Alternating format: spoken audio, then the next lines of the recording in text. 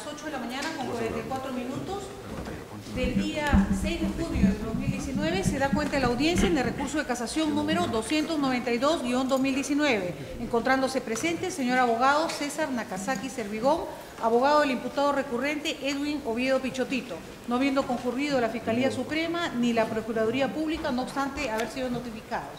Mediante resolución de fecha 26 de abril de 2019, se declaró bien concedido el recurso de casación por la causal de inobservancia de precepto constitucional interpuesto por la defensa del encausado Edwin Oviedo Pichotito. Muy bien, señor abogado. Tiene usted el tiempo riguroso para precisar los causales en que se ampara su recurso de casación presentado por este Tribunal Supremo. Gracias, señor presidente. Señores jueces supremos, como defensor de Edwin Oviedo Pichotito, las causas admitidas son: la primera, la violación del derecho al proceso predeterminado por la ley, concretamente violación de reglas de acumulación. Contra Edwin Oviedo Pichotito se apertura proceso penal, permítanme para ser exactos, se apertura proceso penal el 25 de enero del 2016 con una disposición de formalización número 8, donde se acumulan varias imputaciones: asociación ilícita para delinquir, asesinato en agravio de Percy Farrovite, asesinato en agravio de Manuel Rimarachín Cascos, fraude en la administración de personas jurídicas en agravio de Empresa Agroindustrial Tumán, cohecho pasivo propio en agravio de la Policía Nacional del Perú, peculado en agravio del Estado, Policía Nacional del Perú, y delito de encubrimiento real en agravio del Estado. El 8 de mayo del 2018, a pedido Fiscalía, el juez declara fundado un auto de desacumulación, donde él solicita que de este primer caso se deriven 4 procesos adicionales. Y por tanto se declara fundada la desacumulación y se forman 4 procesos: uno por asociación ilícita, uno por el homicidio de Farro, otro por el homicidio de Rimarachín y otro por el robo de María Toro Lazo.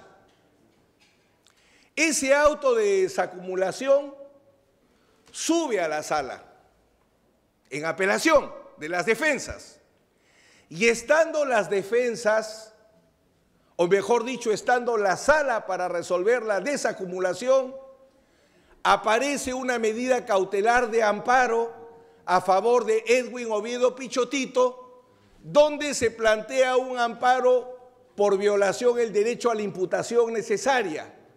Entonces la sala expresamente en su auto establece que se pronunciaba respecto de todos los imputados menos de Edwin Oviedo Pichotito. Ergo, se desacumulaban los 4 procesos para todos los imputados menos para Edwin Oviedo Pichotito, por expresa disposición de la sala. ¿Qué acontece? Nos quedamos con el proceso 1, donde está Edwin Oviedo con todas sus imputaciones, y el resto, los 4 procesos, donde no está Edwin Oviedo, porque la sala dice no va a la desacumulación mientras que existe el amparo. ¿Qué hace el fiscal provincial? Formula requerimiento de prisión en un proceso desacumulado, le voy a llamar el primer proceso desacumulado de asociación ilícita. Ahí formula el requerimiento de prisión, donde Edwin Oviedo, como era evidente, no era parte. Pero adicionalmente dice que la medida cautelar debe surtir efectos sobre los otros procesos desacumulados de asesinato de Farro y de asesinato de Rimarachín. O sea, en concreto, ¿qué hace el fiscal? pide un requerimiento de prisión en un proceso donde Oviedo no es parte y solicita que los efectos se apliquen en procesos donde no había pedido requerimiento de prisión. ¿Alguna línea nos regaló para explicar si esto era posible? Ninguna. Intervengo en la apelación y hago ver esta nulidad procesal absoluta. Y la sala dice textualmente, está el auto, no se afecta ningún derecho fundamental porque se acumulan y se desacumulan carpetas, no procesos. Y como no se desacumulan procesos y no carpetas, no hay violación al derecho fundamental. ¿Qué proponemos en esta primera causal? Que se reconozca el derecho al proceso predeterminado por la ley y que se hagan respetar las reglas de la acumulación. Esta auto de prisión preventiva es nulo. La segunda causal tiene relación con la primera, el no respeto a la función instrumental de la medida cautelar. La medida cautelar es instrumento del proceso del que deriva. Y acá se ha planteado medidas cautelares que eran instrumentales de procesos donde Edwin Oviedo, uno, no era parte. Y segundo, tampoco se había pedido el requerimiento de prisión preventiva. O sea, la instrumentalidad fue destrozada. ¿Qué proponemos ahí? Que se respete la instrumentalidad, que la medida cautelar sirva al proceso del que deriva y afecte a los procesados que son parte de ese proceso. Segunda causal para que el auto de prisión preventiva sea nulo. Nuestra tercera causal tiene que ver con el control de legalidad de la prueba en el proceso cautelar de prisión preventiva. Algunos jueces de primera instancia han leído mal las casaciones de la Corte Suprema y han sostenido que la Corte Suprema ha dicho que no se controla la legalidad de la prueba para formar o de los medios de prueba para formar el estándar de sospecha grave. Resulta que en este requerimiento de casación todo se basa en la declaración de un colaborador y un testigo anónimo. Un testimonio de colaborador, para ser más específico, porque el testigo anónimo es de oídas o referencia. Un testigo colaborador.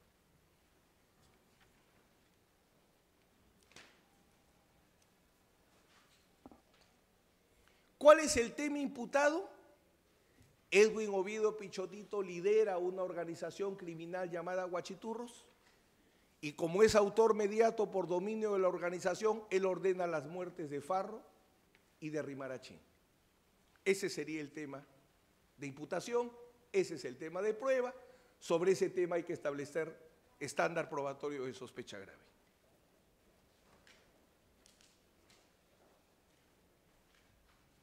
¿Dónde viene el problema? En algo que es elemental y que esta Corte Suprema debe marcar. ¿Un colaborador es un testigo o un documento?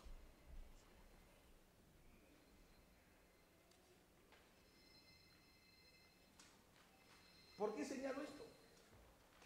Porque el artículo 476A, inciso 3, que regula las normas del proceso especial de colaboración eficaz, lo define como un testigo.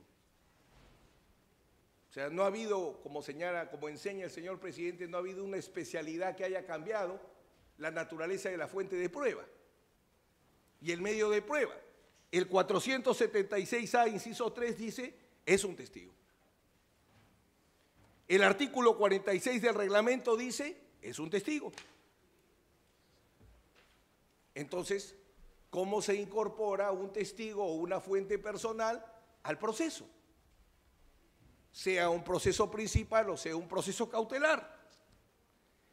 El artículo 45 dice que tiene que ser mediante una resolución o disposición, motivada de traslado, que se explica cuáles son las fuentes de información que se trasladan y cuál es la pertinencia, los hechos que se corroboran y la necesidad del traslado. Eso dice expresamente el reglamento. Esa disposición no existe en este caso. acá se trasladó de facto. Nunca se notificó lo que no existe. ¿Y cuándo se enteró mi cliente de la existencia de este testigo colaborador? En el requerimiento de prisión. Ahí se enteró de su existencia.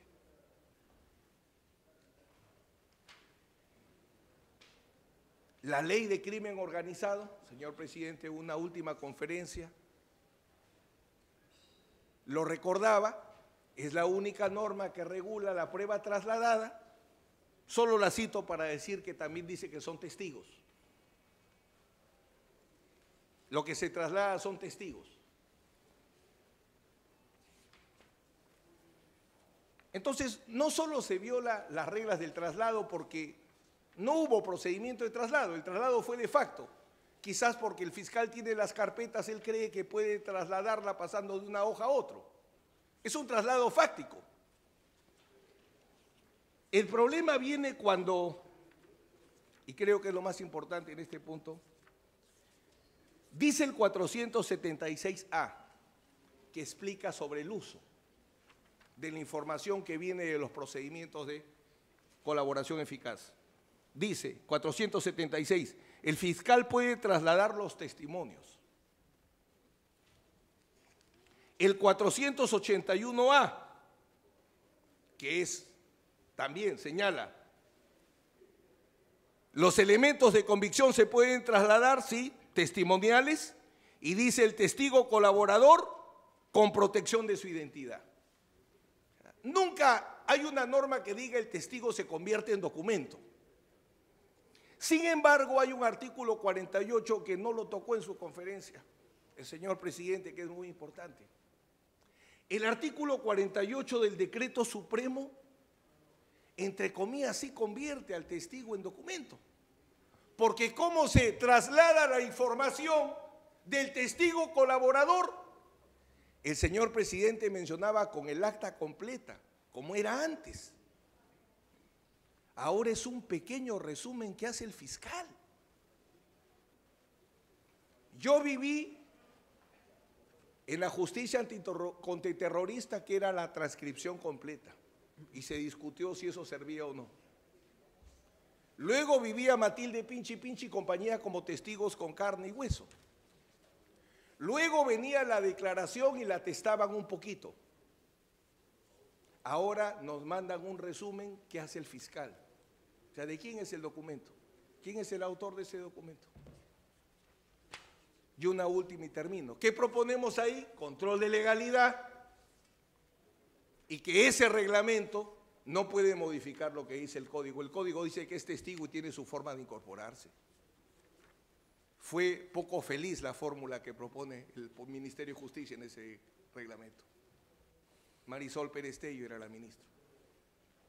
Y termino con algo que se ha tocado muy duro esta sala y que lo marca en el caso del recurso de nulidad 420-2018, donde recoge la doctrina de la sentencia Al-Cajaguaya Teirín contra Reino Unido. Yo me he permitido modestamente incorporar una pequeña también de un año antes, 2014, donde el Tribunal Europeo habla específicamente de las declaraciones de partido.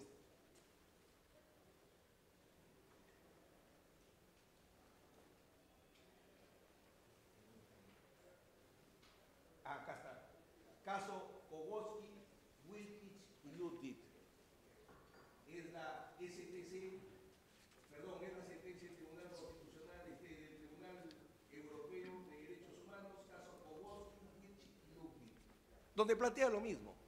Y algunas sentencias de la Corte Interamericana, Norín Catramín, de Chile, donde señala la necesidad, como bien dice el presidente, no debe ser un tema de exclusión, sino debe ser un tema de compensación.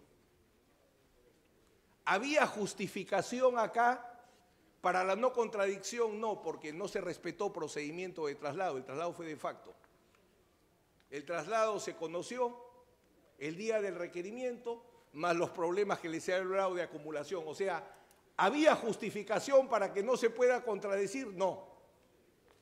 Se violaron reglas de acumulación y se violaron reglas de traslado. Es una ilegalidad la que impedía defenderse. O sea, no hay la justificación para la no contradicción, 1. 2, es prueba única. Saquen, por favor, mentalmente el testimonio del colaborador y no hay nada. Absolutamente nada. Y tercero, ¿cuál sería acá la regla de compensación que, producida esa declaración en esos términos, no puede formar sospecha grave? Ese es nuestro planteamiento. Por estas consideraciones, nosotros pedimos que se declare la nulidad del auto de prisión preventiva y se ordene la excarcelación de nuestro patrocinado. Muy bien, la sentencia casatoria se va a emitir el próximo viernes 14 de junio, 8:30 horas.